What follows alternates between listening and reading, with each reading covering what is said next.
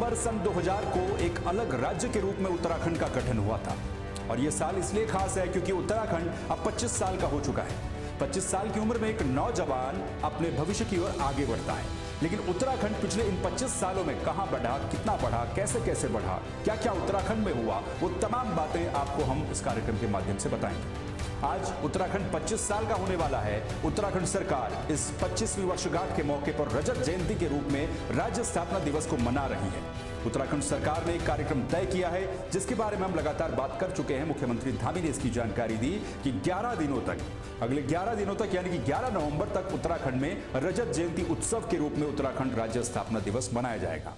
लेकिन इन 11 दिनों में जो जश्न मनाया जाएगा, वो जश्न क्या आज तक के 25 सालों को एक तरीके से सार्थक साबित करता है या नहीं करता है? क्योंकि उत्तराखंड की अपनी कई सारी मूलभूत समस्याएं हैं। एक अलग पहाड़ी राज्य के नाम पर, क्योंकि पहाड़ी भौगोलिक परिदृश्य के हिसाब से यहां की योजनाएं नहीं बन पाती थी, यहां पर लोगों को लाभ नहीं मिल पाता था, इसलिए एक अलग राज्य की मांग उठी। लेकिन खास खबर क्या है वो आप जानिए। इन 25 सालों में उत्तराखंड को क्या मिला? बीजेपी ने उत्तराखंड को 7 मुख्यमंत्री दिए, कांग्रेस ने उत्तराखंड को 3 मुख्यमंत्री दिए। 25 सालों के शासन में 15 साल बीजेपी की सरकार रही और 10 साल कांग्रेस की सरकार रही। उत्तराखंड बनने से क्या सिर्फ राजनीतिक हस्तियों का ही भला उत्तराखंड में हुआ है? उत्तराखंड राज्य गठन के 25 सालों के बाद भी कई सवाल हैं जो बरकरार हैं। इन 25 सालों में उत्तराखंड ने सिर्फ और सिर्फ बम्पर रूप से मुख्यमंत्री देखे हैं और इन्हीं मुख्यमंत्रियों की कहानी आज मैं आपको बताऊंगा। यह बताऊंगा कैसे राज्य बनने से लेकर के और अभी तक उत्तराखंड में एक के बाद एक सिर्फ और सिर्फ मुख्यमंत्री बदलते चले गए। एक तरह से यह भी कहा जा सकता है कि उत्तराखंड मुख्यमंत्रियों की प्रयोगशाला बनकर के रह गई और जो सबसे ज्यादा भला हुआ वो हुआ उन राजनेताओं का जिनका अस्तित्व शायद उत्तर प्रदेश के दौर में नहीं हो पाता। लेकिन उत्तराखंड बनने के बाद कई सारे नेता मंत्री बन गए, कई मुख्यमंत्री बन गए और कईयों को बड़े बड़े पद भी मिल गए। लेकिन क्या उत्तराखंड की मूल समस्याएं हल हुई? ये बड़ा सवाल है। उसका जवाब है बिल्कुल नहीं। आज भी उत्तराखंड में पलायन से लेकर के बेरोजगारी, स्वास्थ्य, शिक्षा, टूरिज्म, ये ऐसी समस्याएं हैं जो सभी लोगों के सामने खड़ी हैं और इन समस्याओं का समाधान आज तक नहीं हो पाया। मुख्यमंत्रियों पर आएंगे। उत्तराखंड के मुख्यमंत्री पर सबसे पहले आप ये स्लाइड देखिए, लिस्ट देखिए। ये उत्तराखंड के 25 साल का इतिहास है। 25 सालों में उत्तराखंड ने 10 मुख्यमंत्री देखे। वो 10 चेहरे कौन है ये आपके सामने है। डिटेल से थोड़ी देर में मैं आपको इनके बारे में बताऊंगा एक एक करके। लेकिन पहले इन मुख्यमंत्रियों को देख लीजिए, जिसमें एक तरफ बीजेपी के मुख्यमंत्री हैं, यानी कि जो बीजेपी की सरकारों में मुख्यमंत्री रहे, और दूसरी तरफ कांग्रेस सरकार के मुख्यमंत्री हैं, यानी कि जब कांग्रेस की सरकार रही तब कौन कौन मुख्यमंत्री रहे।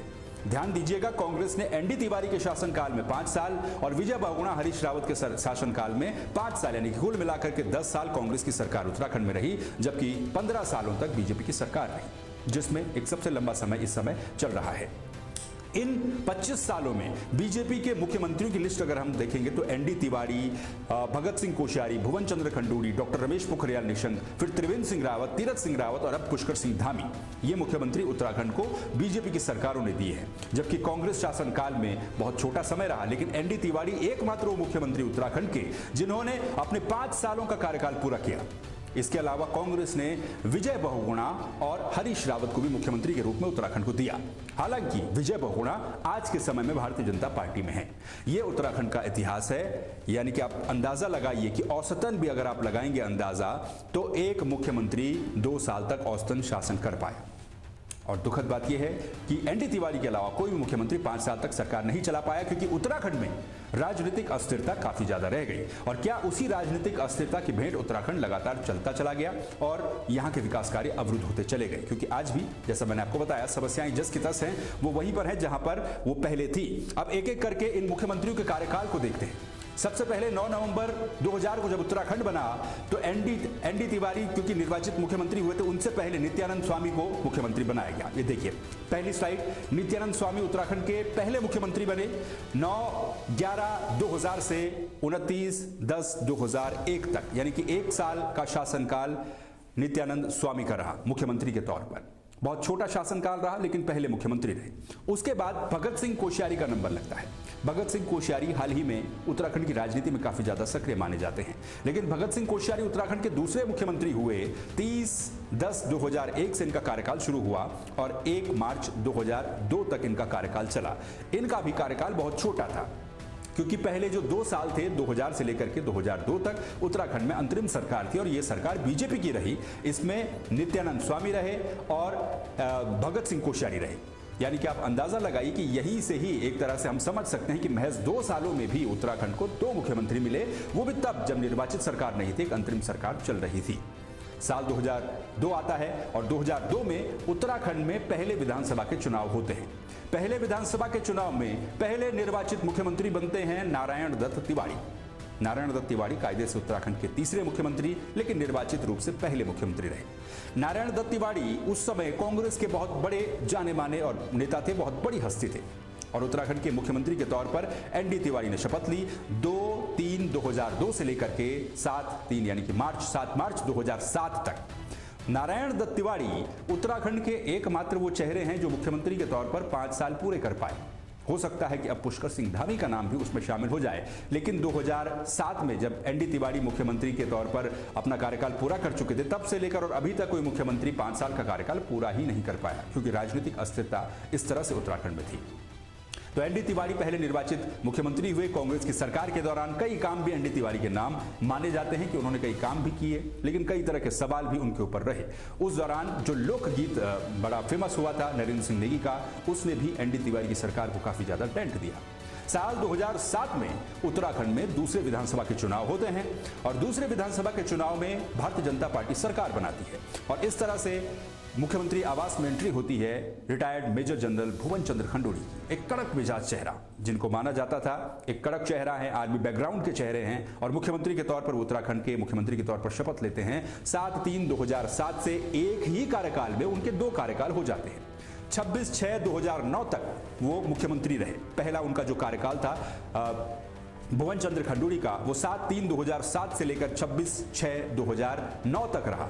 2009 में देश में लोकसभा के चुनाव होते हैं और यूपीए 2 की गवर्नमेंट मनमोहन सिंह के नेतृत्व में रिपीट होती है। 2009 के लोकसभा चुनाव में उत्तराखंड की 5 की 5 लोकसभा सीटें बीजेपी हार जाती है और 2 साल के बाद चुनाव होने थे, इसलिए बीजेपी ने फैसला लिया कि भुवन चंद्र खंडूड़ी को मुख्यमंत्री पद से हटा करके डॉक्टर रमेश पोखरियाल निशंक को मुख्यमंत्री बनाया जाए। लेकिन पहले आप भुवन चंद्र खंडूड़ी का दूसरा कार्यकाल देखिए 11/9/2011 से लेकर के 13/3/2012 तक, यानी कि चुनाव होने से आखिरी 6 महीने पहले भुवन चंद्र खंडूड़ी को वापस बीजेपी लाती है, मुख्यमंत्री बनाती है। नारा दिया जाता है खंडूड़ी है जरूरी, लेकिन अफसोस ये रहा बीजेपी के लिए कि वो नारा चुनाव में काम नहीं आया। भुवन चंद्र खंडूड़ी का जब पहला कार्यकाल था और भुवन चंद्र खंडूड़ी को 2009 के लोकसभा चुनाव के बाद मुख्यमंत्री पद से हटाया गया, तो उत्तराखंड के अगले मुख्यमंत्री हुए डॉक्टर रमेश पोखरियाल निशंक। डॉक्टर रमेश पोखरियाल निशंक भी बीजेपी का एक बड़ा नाम थे, बड़ा चेहरा थे, लेकिन उस छोटे से कार्यकाल में डॉक्टर निशंक भी पूरा अपना कार्यकाल नहीं कर पाए। आखिरी के 6 महीने पहले, चुनाव से 6 महीने पहले डॉक्टर रमेश पोखरियाल निशंक को भी हटा दिया गया। 27/6/2009 जब भुवन चंद्र खंडूड़ी को हटाया जाता है तो डॉक्टर रमेश पोखरियाल निशंक उत्तराखंड के मुख्यमंत्री बनते हैं और 10/9/2011 तक वो मुख्यमंत्री रहते हैं, यानी कि चुनाव से ठीक 6 महीने पहले, और उनको हटा दिया जाता है। उनके शासनकाल में महाकुंभ भी हुआ, कई तरह के आरोप उनके ऊपर भी लगे, लेकिन उनके शासनकाल में उत्तराखंड ने क्या किया वो भी एक बहस का हिस्सा है। तो डॉक्टर रमेश पोखरियाल निशंक भी पूरा कार्यकाल नहीं कर पाए, बल्कि जितना बचा था उसमें भी 6 महीने कम रहे, क्योंकि डॉक्टर रमेश पोखरियाल निशंक को हटा करके बीजेपी खंडूड़ी है जरूरी के नारे के साथ भुवन चंद्र खंडूड़ी को लाती है, लेकिन चुनाव में मुंह की खानी पड़ती है। साल आता है 2012। 2012 के विधानसभा चुनाव में उत्तराखंड में कांग्रेस की सरकार बनती है और कांग्रेस की उस सरकार में मुख्यमंत्री बने विजय बहुगुणा।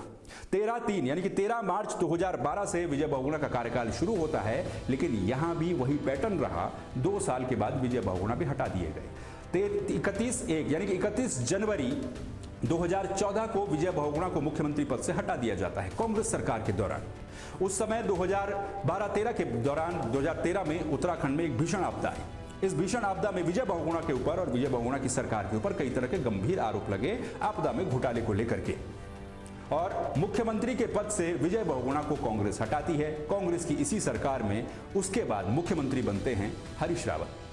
हरीश रावत ने उत्तराखंड की बागडोर संभाली, उत्तराखंड की कमान संभाली। हरीश रावत के सामने चुनौतियां काफी ज्यादा थी, क्योंकि उत्तराखंड एक बहुत बड़ी केदारनाथ की त्रासदी को झेल चुका था, आपदा का जख्म झेल चुका था।